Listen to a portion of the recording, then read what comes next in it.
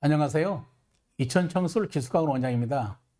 1년 중 가장 많은 학부모님들의 관심을 갖는 날이 바로 치르는 오늘 대입 수능 날이죠. 그간 자녀들 뒷바라지하면서 지켜보는 부모님들 얼마나 힘들었습니까? 당사자인 수험생들 정말 고생 많이 했습니다.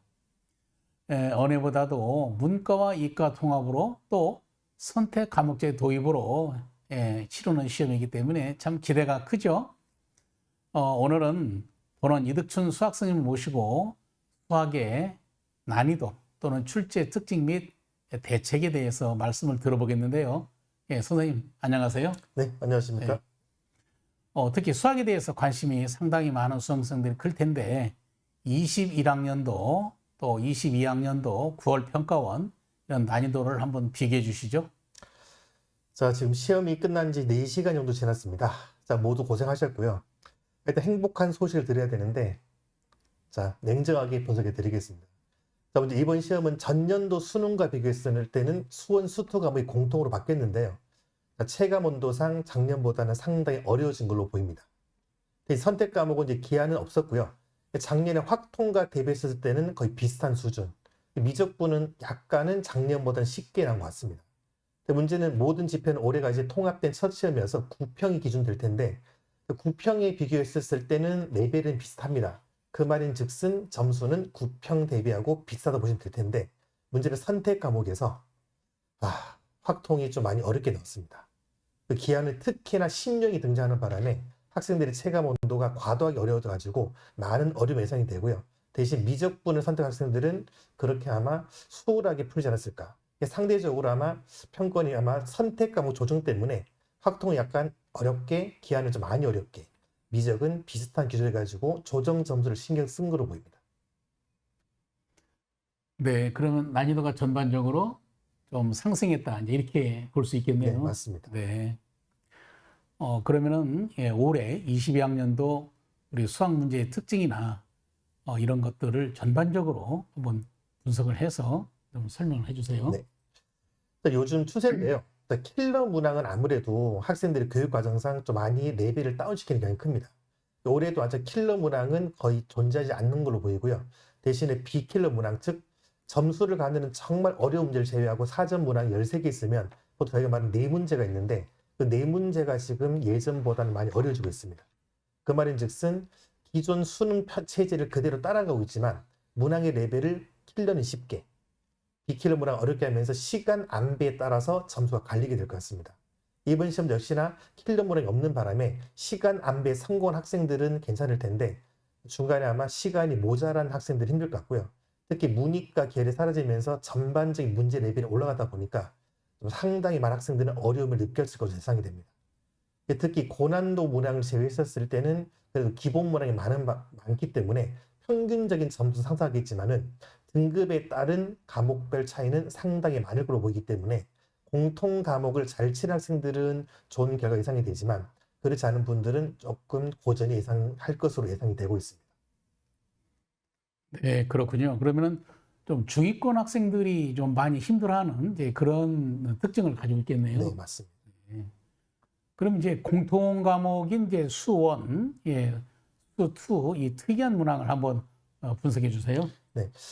전체적으로 문제는 어려운 건 사실인데요. 그러니까 2, 3점 문항도 예전보다는 시간이 많이 걸렸고요. 특히 4점짜리 문항인데 보통 저희가 말하는 11번, 12번, 13번 학생들의 전략 문항이거든요. 그 문제가 약간 이제 변형이 되면서 시간이 많이 걸려서 체감 온도가 급상승해 보이고요.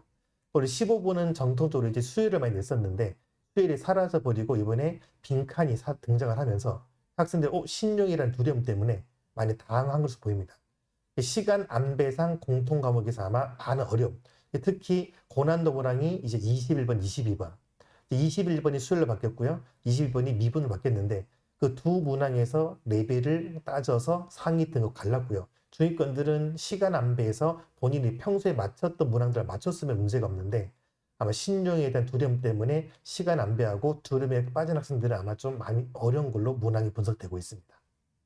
네, 그러면은 아무래도 좀 상위 등급에서 21, 22번의 그런 변별력에 따라 가지고 등급이 많이 결정된다 이렇게 생각을 해도 되겠습니까? 네, 맞습니다. 네.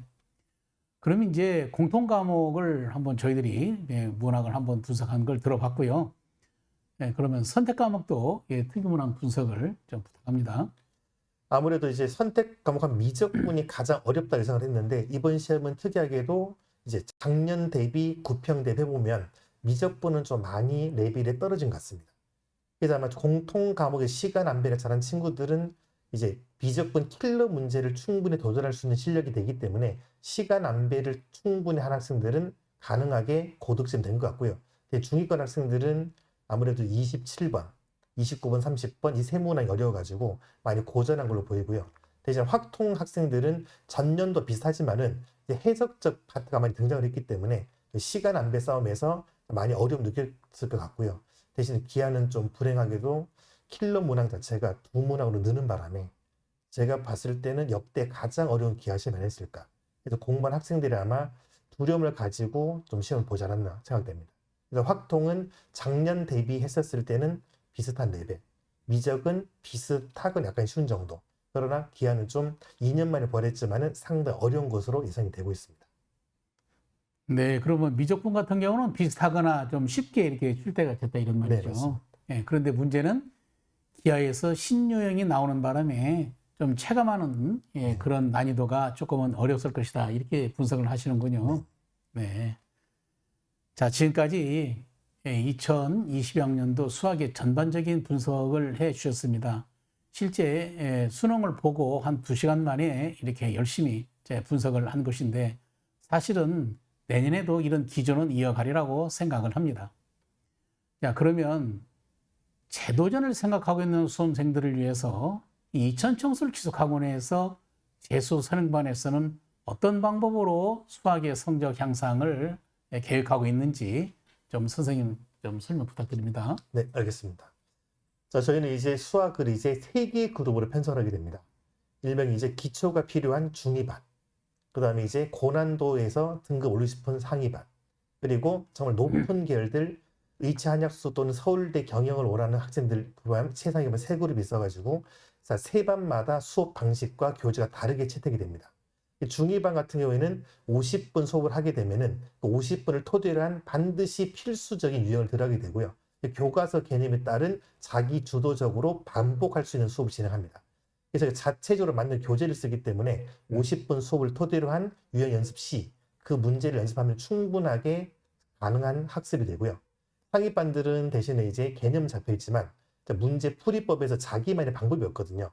방법을 다르게 해서 50분 수업을 합니다. 반드시 학생 개별화된 질문 때문에 1대1 질의응답을 토대로 해서 학생들의 단점을 저희가 보완해 줍니다. 다수 질문이 아니고요. 1대1 학생 한 명 한 명만 하기 때문에 가장 몰입도가 좋은 수업이라고 생각을 합니다. 마지막 최상위반 같은 경우에는 아무래도 킬러 문항에 대한 욕심이 강하고 그 문항을 처리해야만 가능한 학습 상태이기 때문에 반드시 수업을 따로 하면 효과가 떨어지기 때문에 50분 수업하고 잠깐 쉰 후 다시 50분 몰입도로 2시간 연강이라는 체제를 가지고서 고난도 문항을 연습을 해가지고 실력 향상을 주하는 그런 커리를 잡고 있습니다. 네.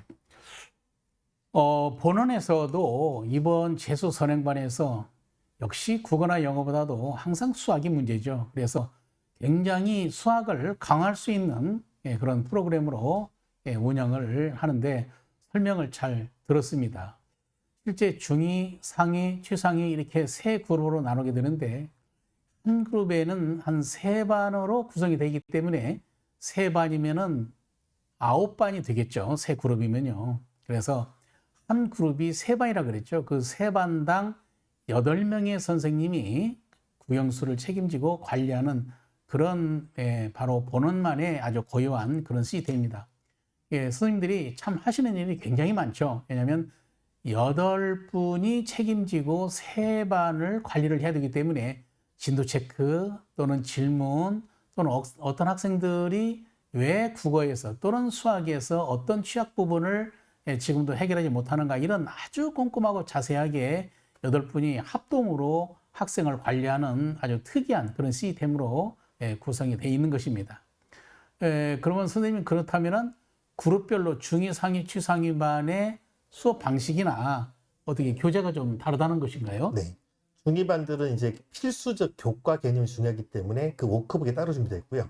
상위반들은 학생들 오답 노트를 포함한 5개년 기출문항을 토대한 기본 과정별 학습 프로그램이 준비되어 있고요. 상위반들은 문제가 아무래도 킬러가 중요하기 때문에 저희 별도로 준비한 킬러 문제집 따로 있습니다.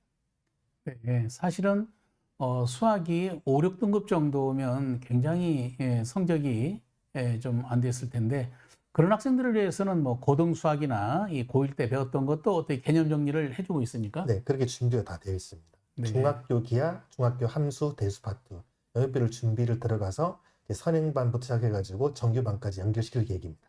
네. 선행반이 길게는 10주, 그 다음에 짧게는 한 5주인데 그 사이에 학생들의 이 수학에 대한 개념 정리를 확실히 해줄 수 있는 그런 프로그램이 잘 짜여져 있습니다. 지금까지 본원의 이득춘 선생님을 모시고 22학년도 수능 문제 분석과 대책을 이렇게 들어봤습니다. 수능 직전까지 우리 이천청솔기수관 학생들을 위해서 바로 어저께까지 질문을 받으시고 또 오늘 바로 또 문제 분석해 주시고 그런 설명해 주신 노고에 정말 감사드립니다. 고맙습니다. 네, 고맙습니다.